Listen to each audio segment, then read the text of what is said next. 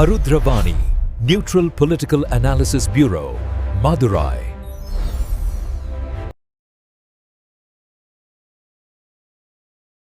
இப்போது அவர் பொது செல்வாக்கு தலைவர் அல்ல, அவர் சினிமாவில் பிரபலமானவர். தொண்டர்களின் அதீத புகழ்ச்சியை அவர் விரும்புகிறார்.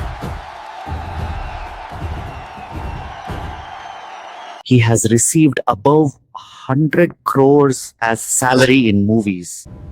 அவர் தனது மகனுக்கும் கட்சி செயலாளர் ஆனந்திற்கும் பணம் கொடுக்கிறார்.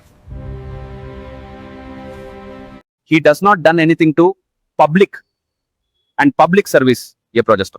அவர் தனது டெபாசிட்களை பெற்றிருக்கலாம், ஆனால் எந்த இடங்களையும் பெற முடியவில்லை.